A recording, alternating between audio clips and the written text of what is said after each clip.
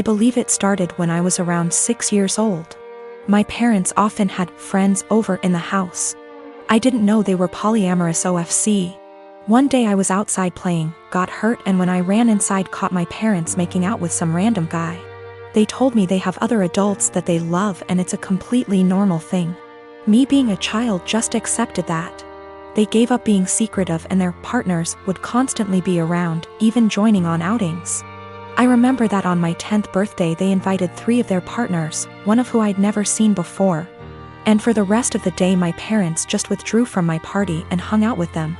I never saw them doing anything explicit again, but they would kiss their partners, hug them, make flirty comments. Something that would be normal between parents, but with many more people. Sometimes I came home from school and my parents were gone and there was some random adult in our house. Some of them seemed surprised that my parents even had a child. I always hated it, but since my parents had told me this was normal, I assumed many adults probably did similar things and that it's just an adult thing all kids hate.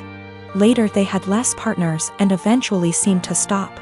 Not that I'd know for sure. I moved out with 17. I didn't think about it anymore. A year ago I started therapy, other reasons. As usual the topic of my upbringing came up and it brought back many feelings I wasn't aware of. I realized that although my parents were always good to me, I had never really felt close to any of them and still have a lot of resentment, that they made me feel like I had to compete for my parents' attention with random strangers. A while ago, I visited them and they told me they are going to take part in a documentary about polyamorous families, and that the producers would like to include interviews with the children. So they would love if I could agree and tell everyone that polyamory doesn't mess kids up. All my resentment bubbled up and I said that I cannot agree because I would not be able to say anything positive. My parents looked shocked. I had never brought this up before, and asked why, and I unloaded all that I always felt pushed aside. We barely had any family time without strangers intruding. It turned into an argument and I became loud and yelled that the truth is it did me up and they shouldn't have had a child. My mother cried and my father said I should probably leave. So I left and was shaken up for the rest of the week, but also felt regret because I've never made my mom cry before. Later my father sent me a message that was like, "We are sorry you feel that way. Can we have a calm discussion about this soon?" Even though I tried to, it's like I can't reply. This argument brought something very emotional up in me. I'm a student. I have a student bank account, where my college gives me money for transport, when we had physical classes, or scholarship. These kind of bank accounts have no fees, but are age restricted, can't have one if you're over 25, and need an overseer. When I asked the bank about it, they told me it's just a security thing, so I chosen mom because she's more tech savvy than dad. Well, through some incredible luck I managed to get only top grades last year, so I was awarded a study scholarship. Great! I've been saving it up, looking forward to Worldwide Black Friday, eyeing an amazing drawing tablet. I do digital art on very old intros. The tablet I was eyeing is as big as my monitor. Is a display one and all around amazing. Black Friday rolls in, and Amazon, closest to me, has it in stock at an amazing price. A price I could afford. I was so damn happy, I ordered it. Then I got a notice that the bank refused the card. I emailed Amazon, their customer service is so fast, and we went over the card details and such, making sure it was all right. It was, and they advised me to call my bank. It was odd, I had bought things online in the past with this card and it went through. I had enough money for it, even extra, so I thought maybe they had technical difficulties. But it was too late in the day to call and they don't work weekends, so I left an email. Only to find out today that for big transactions they ask for agreement from the overseer and that mine canceled the transfer. I was like WTF and confronted mom about it, who throughout the weekend acted oblivious. And she told me that of course she couldn't let me throw money on something I don't need, and that I wouldn't have money for Christmas presents if I bought that. Then she had the audacity to ask me what I was planning to get my family this year. I told her that they won't get anything more than a bread shadow from me, and I went to my room and cried on the carpet. I missed out on the offer. I can't afford the tablet anymore, and it's all because mom wanted Christmas gifts. And no, I won't get her anything. Last year she got me a blouse too small for me that she later took for herself. She can gift herself this year too. Bread shadow, expression for nothing in my language. I'm going to make Dad the overseer and also open an account at another bank, a normal one. And transfer the money in small amounts to that one so I don't bother Dad with it. Also considering asking him just to be for form and the app to be on my phone so I'll be my own overseer. I am an adult in my country, I'm 20, going to be 21 in April. The law asks my parents to support me until I finish my studies or at least until I'm 26. But I plan on moving out sooner. I'll do gift my sister and Dad, they have nothing to do with the incident and I love them lots. I love Mom too but can't put up with her attitude any longer. Regarding what I'll give her, not sure yet. She didn't react like that because she got me the tablet already, it's not her character to get me something she can't use. Regarding the gift Dad's planning on and which she'll claim is from both of them. Dad is going to build a bigger enclosure for my lizard. I may wrap my lizard's old branches nice and gift those to Mom, as per Christmas traditions regarding naughty kids. And she doesn't like my scaly boy at all so double points I goose. People saying that a drawing tablet is useless.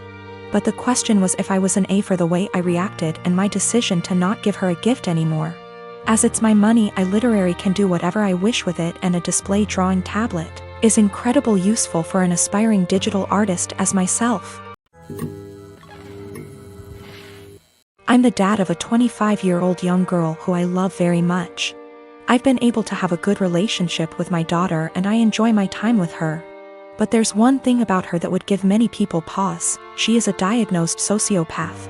She exhibited odd, disturbing behavior at a young age, and after a serious incident of abuse towards her younger sister, I realized she needed professional help. Throughout her elementary years she struggled heavily, getting in lots of trouble in school for lying, cruelty and all other types of misbehaviors. With an enormous amount of therapy and support, her bad behavior was minimized as she grew older. She received an ASPD diagnosis at 18, and I had suspected it for long prior. After her aggressive behavior was tamed, her following years were much more fruitful. She's law-abiding, has a decent job and a good education, and has many good friendships and admirers. Especially male admirers, she is very, very charming and adept at attracting guys and maintaining their interest. She uses that old dating guide, The Rules, like a Bible. She currently has a boyfriend of about a year and a half who's crazy about her, and who I have a very strong relationship with. We live in the same area and spend time together regularly. He is a great guy, very kind, funny and intelligent. But I doubt she loves him. We've had some very honest, in-depth discussions about her mental health since her diagnosis. And she's been open with me that she doesn't feel love or empathy towards anyone, even family. When she acted very sad and broken up over the death of one of her closest friends at the funeral, she confessed to me privately that it was all a put-on, and that she felt pretty neutral about the whole thing. She has also stated she has never once felt guilty about anything she's ever done, and doesn't know what guilt feels like. While she enjoys being around her boyfriend and is sexually attracted to him, I highly doubt she feels much of anything towards him love-wise. Her boyfriend, who might propose soon, has no idea about her diagnosis. And she's been very upfront with me that she has no plans to ever tell him, thinking it'll scare him away. I've made it clear to her that she needs to tell him the truth before they marry. That he has the right to know and consider it, or I will, to which she always responds, "I know you wouldn't dare." I really like and respect this young man, and would feel awful keeping this secret from him. And letting him walk into a marriage without this piece of knowledge. I'm not trying to sabotage my daughter's future. Maybe her boyfriend's love of her personality and other aspects is enough that it won't end the relationship. It's his decision to make, but he deserves all the facts. Someday he's bound to find out she's a bit off. It can't be kept a secret forever. Almost all the marriages in my family have been arranged marriages. My mom's marriage to my bio dad was an arranged marriage, but it ended up in a messy divorce and him completely abandoning us before I was even born. My mom had a love marriage the second time, despite the disapproval of her family, and has been much happier with my stepdad than she probably would have ever been with my bio dad. Because of this, my mom has always been very adamant that she would not try to force us, my siblings and I, into arranged marriages despite what the rest of our family thought. I've been with my fiancé for 3 years now. We got engaged 2 months ago. He's met my parents and siblings, but as far as the majority of my extended family were concerned, I was single until 2 months ago. Early last year, my fiancé dropped me off home after work one day and my uncle was there. My uncle is the oldest sibling my mom has, so he's seen as the head of the family. He thinks he has a say in what the rest of us do. It was obvious my uncle was pissed, and he ended up grilling my fiancé, and I assume he met his standards.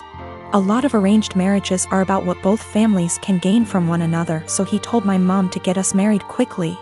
He wanted to make it look like we had an arranged marriage before the rest of our family found out. My mom ignored him and told us to keep dating if it's what we wanted. Over the past year, he's mentioned me getting married to my mom every single time he's spoken to her. Apparently, my uncle assumed just because he'd given the order that we were going to get married soon. He told my cousin, his daughter, that I had agreed to an arranged marriage, and because I had and she was older, she should agree to the match he'd found her. My cousin never mentioned this to me, but she did agree to marry the man my uncle found for her. They got married late last year. They haven't had a good marriage and my cousin is very unhappy. Her husband is incredibly controlling and hardly ever lets her go anywhere without him or a member of his family. Last week, she was over at my house when my fiancé came over to drop some of the clothes I'd left at his place over. When I told my family about my engagement, they all assumed it was an arranged marriage and I didn't bother clarifying because it really isn't anyone's business. You don't tend to do sleepovers if you're having an arranged marriage, so my cousin knew immediately it wasn't what she assumed. She started asking me questions about my relationship and I answered honestly. She got really angry at me and kept demanding to know why I didn't tell her about him. The thing is, I'm very close to this cousin, but I also know how our family is about dating and I didn't want my male cousins trying to strong-arm my fiancé. They've jokingly threatened this before. She pretty much blamed me for her arranged marriage and said she only agreed because she thought I was going to have one too, and if I had told her I had a boyfriend, she would have had the courage to stand up to her family. She hasn't spoken to me since. I do feel bad for her. I know how unhappy she is, but if she had mentioned what my uncle told her earlier, I would have clarified. I don't want this to be the end of our relationship, but I don't know what I can do to fix this.